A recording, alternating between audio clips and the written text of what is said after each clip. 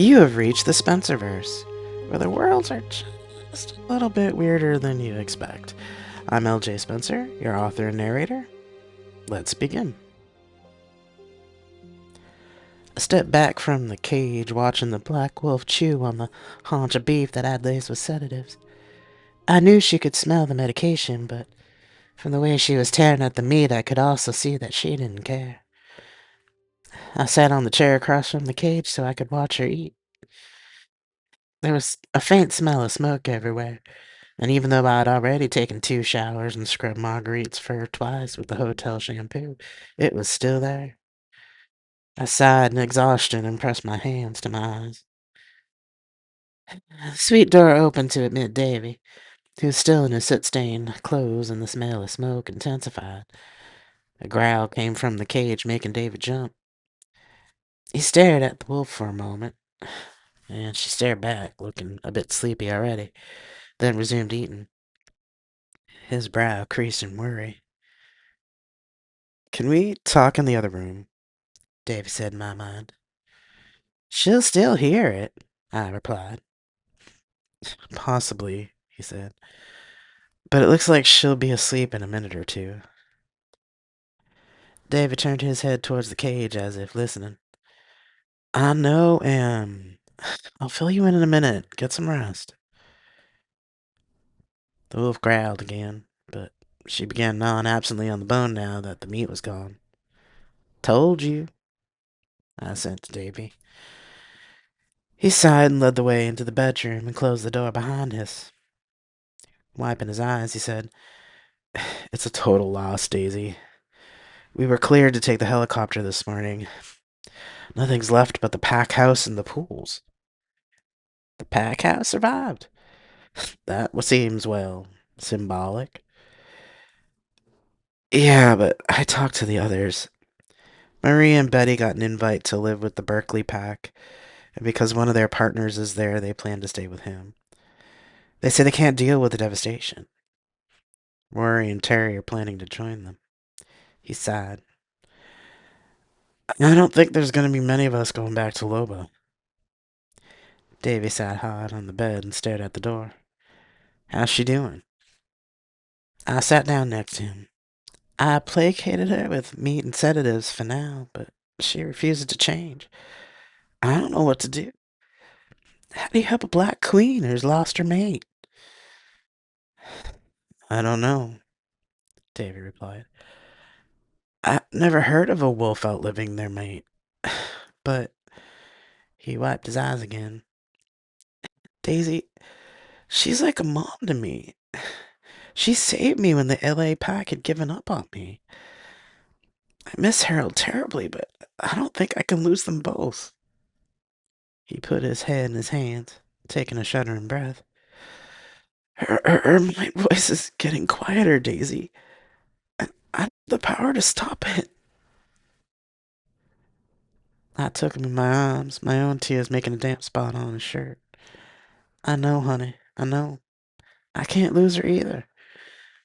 We'll think of something." David didn't say anything, and really he didn't have to.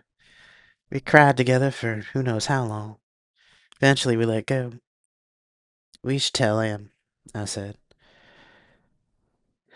David got a faraway look. "She's asleep now. I'll stay and talk to her when she wakes up. You should take a break, get some dinner." Grinned. "And don't say you don't need one, because Lang's got a good spread in the ballroom going on for all the occult staying here because of the Valley Fire." "Okay, love, I'll go. You want me to bring you anything?" Davy shook his head. I stood, put a hand on his shoulder, squeezed it, and left. 3 days later, I was startled awake by hands shaking my shoulder. "What?" I managed, awake but my mind still hazy from sleep. I looked up from the chair to see Jonathan standing above me, and cried out in relief to see his face. If anyone can help her, it's him, I thought, as I jumped up and hugged him. "Thank the gods you're here. When did you get in?" "A few hours ago. Took a while to get up here from SFO. I wiped my eyes on my sleeves as I pulled away. You heard? Did Davy fill you in? He nodded. Open the cage, he ordered. Jonathan, Davy's barely able to get through to her. She nearly bit him. He took me by my shoulders, looked me in the eyes, and it was as if he could see directly into my soul. I gasped. The age behind that look made me want to bare my neck, but I resisted the urge. Trust me, Daisy, he said gently. I took a breath, nodded, and after ensuring the hotel door was locked and bolted, opened the cage. The black wolf stirred, sniffing the air. She stood, and when she saw Jonathan, she growled deeper. Fear filled me as I could tell the growl was much closer to fear than werewolf. Jonathan waved me back, and I backed against the far wall, trying not to cry. If you can't help her. I stopped that thought before I could finish it. Jonathan knelt down, keeping his eyes on Marguerite. You're going to take the coward's way out, are you? He asked sternly. The growling got louder. Vampire scoffed. I don't believe you. The Marguerite I know wouldn't just lie down and show her belly when things got hard. She certainly wouldn't annihilate herself and abandon her pack. The black wolf barked and growled louder. You're just going to give up and abandon the people who need you the most? He said, raising his voice over the growl. If you want to slip off this mortal coil, that's your prerogative. But I doubt Harold would forgive you for abandoning the pack when you got to the crossroads. If I know Harold, his spirit would call you a coward too. The Black Queen leapt for the vampire's throat, knocking them both over and standing on his chest with all four paws, driving her fangs into his neck. I gasped and started to move, but something kept me rooted to the spot. Jonathan didn't move as trails of blood from the bite began to show on his pale white skin, dripping onto his shirt. His body was preternaturally still as her sharp claws flexed into the fabric on his chest, leaving little spots of blood. Go ahead, Marguerite. Kill me, he said calmly and quietly. I've lived 4,500 years. I've had a very long life. I could live with you delivering me back to Toby.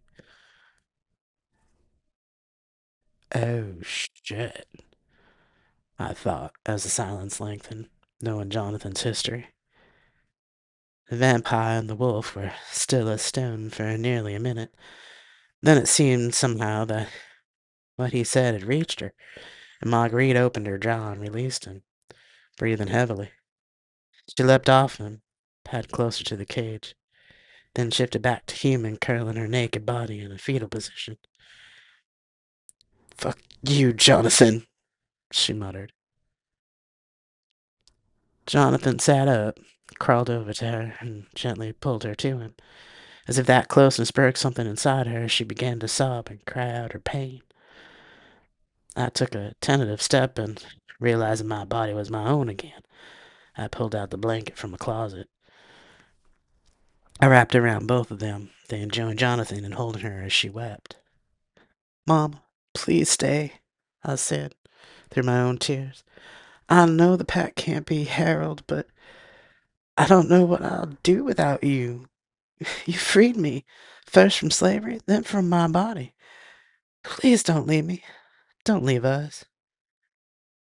He's gone. I feel so empty without him, she sobbed. You're strong, Marguerite, Jonathan said, kindness returning to his voice. Not just because you're a black queen, but also because you have a strong pack.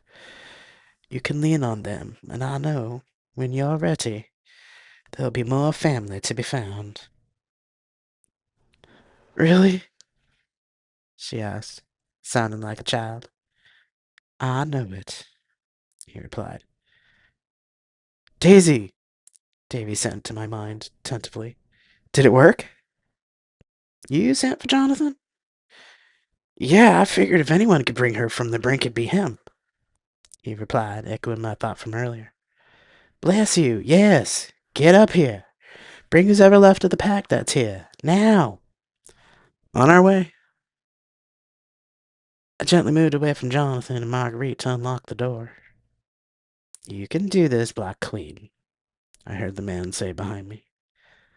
But you can do this, Marguerite, he repeated.